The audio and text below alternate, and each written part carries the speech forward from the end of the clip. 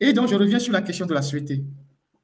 Et donc, dans la foulée de tout le remue-ménage constitutionnel, le ministre de l'Énergie est allé voir les députés de UNIR pour leur présenter la situation catastrophique de la sûreté et les informer qu'ils vont procéder à une augmentation dans les jours qui viennent.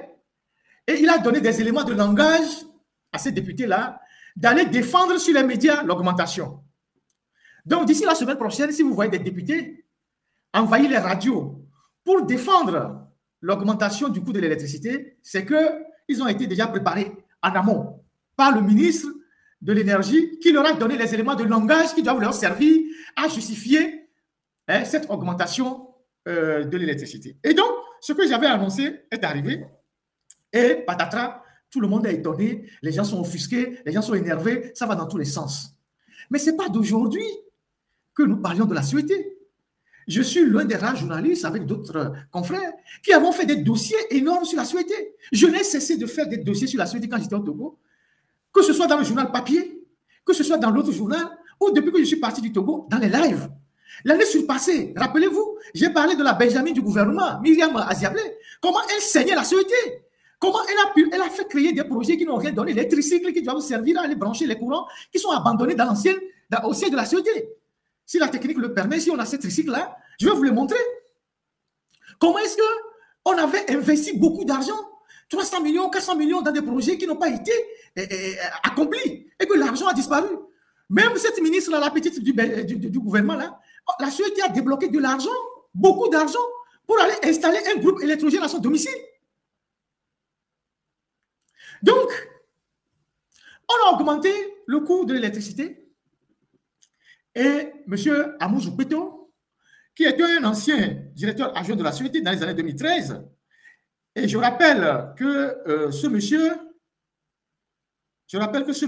n'est pas, M. Amoujou Beto, ce n'est pas un baron du régime, c'est un expert en finance, c'est un banquier, il a fait la BCAO d'ailleurs, qui a été, je pense, sollicité venant du secteur privé pour venir redresser la sûreté à l'époque.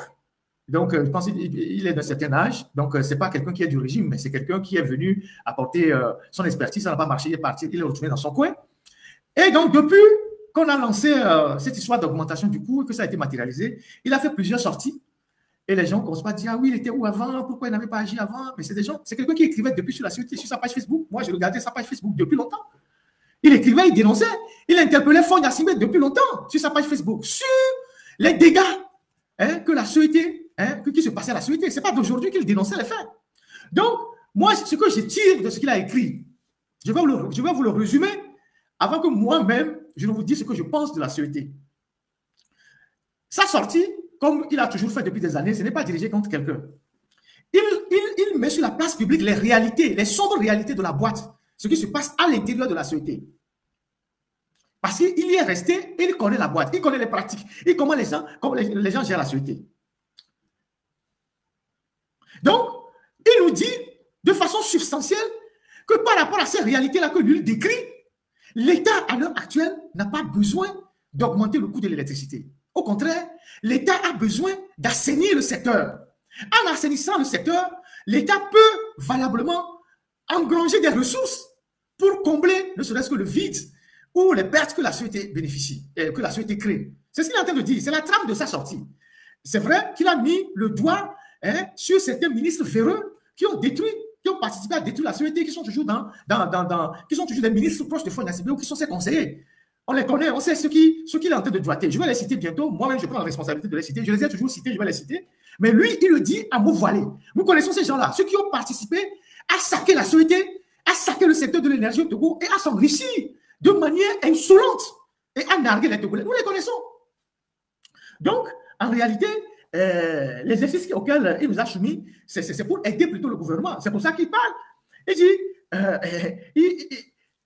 Il dit la sûreté n'a pas besoin, je résume, la sûreté n'a pas besoin d'augmenter les coûts pour les tarifs. Au contraire, sous les conditions suivantes, la sûreté peut être mieux gérée. On n'aura pas besoin d'augmenter les tarifs, mais de les baisser plutôt. Il dit on peut même baisser les tarifs. Parce que dans la région, le Togo a quand même celui qui pratique l'un des tarifs les plus élevés. Donc, lui dit, on peut même baisser les tarifs. Si la société était mieux gérée et assainie, on peut baisser les tarifs. Donc, on n'a pas besoin de les augmenter. Il dit, le personnel et la direction de la société ne doivent pas dormir sur leur laurier. Il a dit plusieurs fois. La société ne doit pas acheter du gasoil à la pompe avec des marges commerciales chez Cap, Togo, chez Total, chez je ne sais pas, Shell, je ne sais pas quoi. Vous imaginez que la société va chercher le carburant à la pompe pour faire tourner cette turbine. Vous savez que la société utilise trois catégories ou 4 catégories d'énergie. L'énergie hydroélectrique, donc à partir des barrages, l'énergie thermique, donc à partir du contour global qui utilise à la fois le gasoil le gasoil ou le gaz avec la centrale Kekeli. Et vous avez aussi l'énergie solaire. Je ne sais pas si le Togo, la société reçoit de la production de l'énergie solaire à partir de la centrale de Brita, mais ce sont les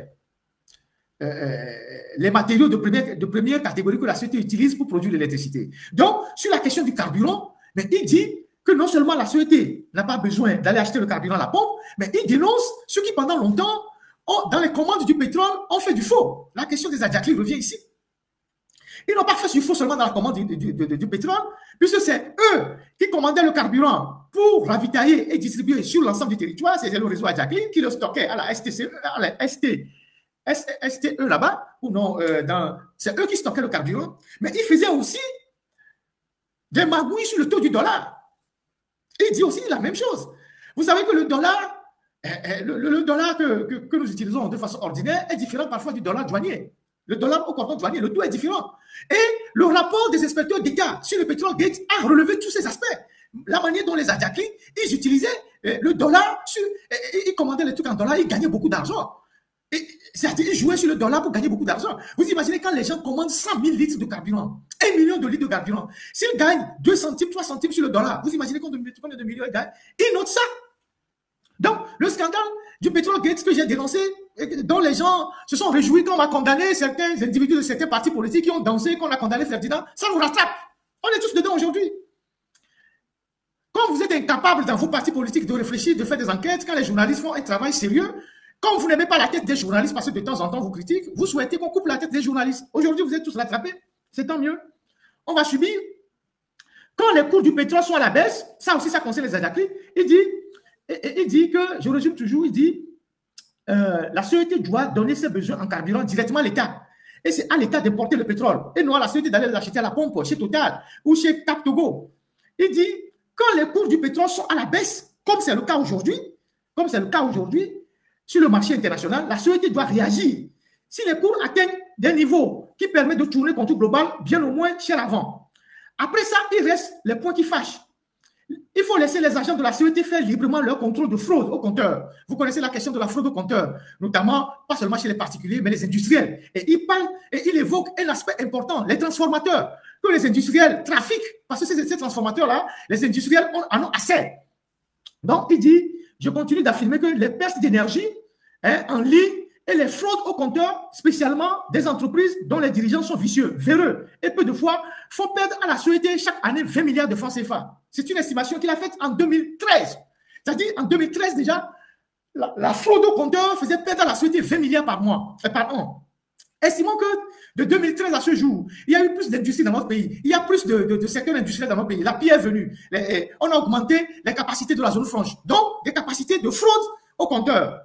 Il dit, la société doit obtenir des fabricants de compteurs, les logiciels, qui permettent de détecter sur chaque compteur le montant exact des fraudes et les dates auxquelles ces fraudes ont été perpétrées. Comment est-ce qu'une société qui fait beaucoup d'argent comme la société ne peut pas acheter des logiciels de ce genre pour contrôler la fiabilité de ce qu'il vend aux prestataires, à ses clients, et de vérifier les choses? Rien du tout.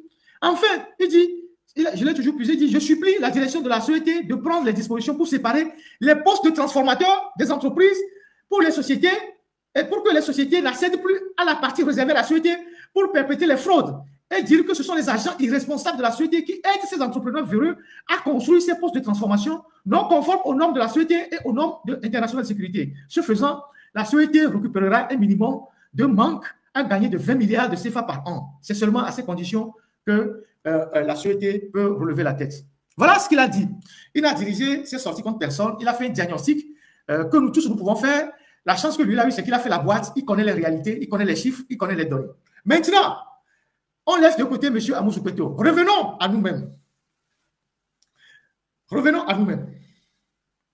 Et situons les responsabilités.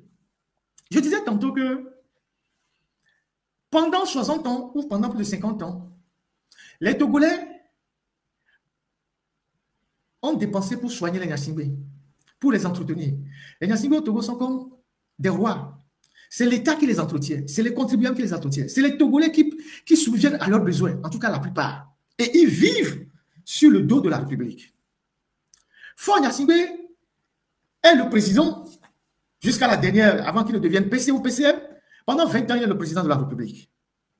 De vous à moi, est-ce que nous connaissons une résidence de fonction de Faure Gnassingbé?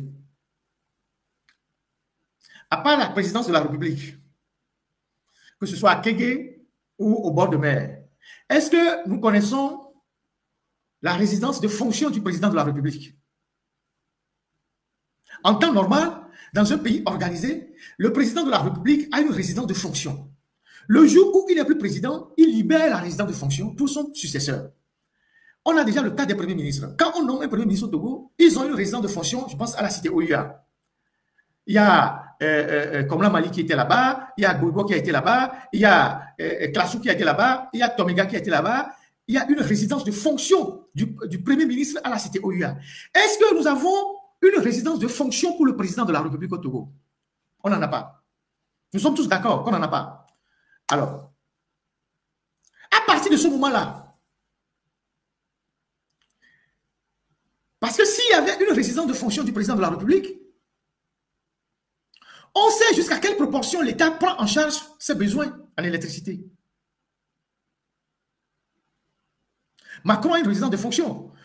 Et Trump a une résidence de fonction. Le président égyptien a une résidence de fonction. Le président sénégalais a une résidence de fonction. Le président ghanéen a une résidence de fonction. Donc, on sait, si le président a une résidence de fonction, combien on dépense pour sa résidence de fonction. Ce sont les privilèges liés à la fonction qu'il exerce. Le président de la République, tous ses besoins dans sa résidence de fonction sont pris en charge. S'il a une résidence secondaire, c'est aussi pris en charge. En dehors de ça, le reste, c'est à sa charge. Parce que l'État, la République, ne peut pas prendre en charge indéfiniment un président dans tous ses besoins. Donc, il se fait qu'au Togo, le débat que je suis en train de mener là, ce que je suis en train de dire là, c'est une question très profonde. C'est une question de gestion de l'État. Ça recoupe plusieurs aspects. Ceux qui ne comprennent rien, ne venez pas vous mélanger ici. Ici, on parle des gens qui ont été à l'école, pas des gens qui sont allés vers l'école. Nous parlons de la gestion d'un État. Et comment est-ce que les gens qui ont la responsabilité de diriger un État, comment ils sont entretenus par l'État, donc les contribuables que nous sommes. Donc, un président de la République, il est pris en charge dans l'exercice de ses fonctions. Donc, on doit connaître sa résidence de fonction. Donc, si on connaît sa résidence de fonction, on sait que l'État prend en charge l'eau, le téléphone, l'entretien, l'Internet, la sécurité. S'il a une seconde résidence, l'État le prend aussi en charge. À partir de la troisième résidence, on peut dire l'État ne prend pas ça en charge parce que c'est pour lui, c'est privé. Parce que la République, l'État, les contribuables ne peuvent pas se saigner pour entretenir un chef d'État indéfiniment, sans limite. C'est pour ça que dans tous les pays, la Cour des comptes attire l'attention du président quand il dépasse la limite des fonds qui sont mis à sa disposition. Par exemple, en France, la Cour des comptes attire l'attention de Macron quand il dépasse les limites des dépenses qu'il ne doit pas faire. On l'interpelle directement en disant, vous êtes en train de dépasser le seuil qui vous a été fixé. Si vous avez 10 millions d'euros par an, si vous commencez par arriver à 9 800 000 €, on commence pas à vous interpeller parce que vous êtes en train de dépasser la norme. Au Togo, personne ne connaît la résidence de fonction de Faure Gnassingbé. Il a sa maison à la résidence de la Caisse. Quand il est devenu président, il a agrandi sa maison en achetant les voisins. C'était pour des raisons de sécurité, d'accord? Donc, c'est sa résidence principale. Après, il a aménagé la résidence de son père, Lomé II, qu'il a incorporé dans les biens que l'État doit entretenir. C'était la résidence de son père. Donc, le statut qui est là-bas, personne ne connaît. Mais il a intégré ça dans les résidences que l'État entretient. Parce que toutes les factures de l'eau, de l'électricité, tout ce qu'on dépense à Lomé II là-bas, c'est pris en charge par l'État. Donc, nous, les contribuables. Ça fait deuxième résidence.